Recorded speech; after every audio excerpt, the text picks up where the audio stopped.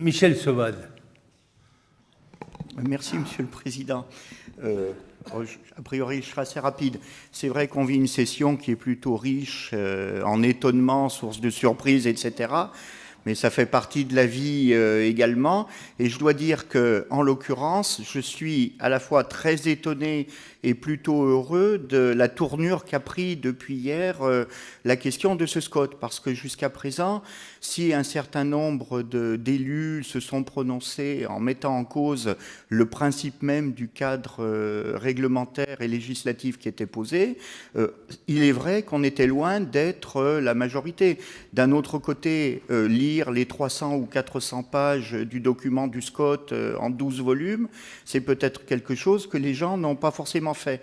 Après, Bertrand Pasquito évoquait la loi et après tout, il nous dit qu'on n'a qu'à se plier à la loi. Moi, je n'ai pas la même vision que lui et je résumerai ça de façon assez claire.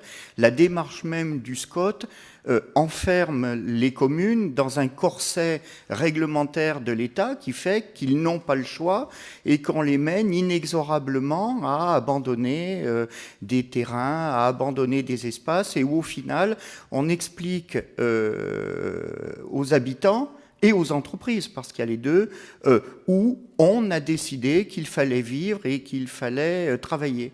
Le seul problème, et manifestement il y a un certain nombre de gens qui ne l'ont pas encore compris, on est à un stade aujourd'hui en France où les Français n'acceptent plus qu'on leur explique ce qui est bon pour eux. Et je crois que, en particulier dans les espaces ruraux, c'est quelque chose qui est désormais évident. Nos anciens nous ont laissé des territoires finalement plutôt dans un bon état et dans un cadre de vie qui est plutôt agréable et dans lesquels on maintient une activité économique importante. Je rappelle que le canton d'Ambert, c'est plus de 40% d'emplois industriels, hein, là où on imagine qu'on a simplement du rural. Et moi, je dirais simplement que ce qui est en train de se passer là, eh bien, c'est l'affirmation que désormais, on n'expliquera plus aux gens ce qui est bon pour eux.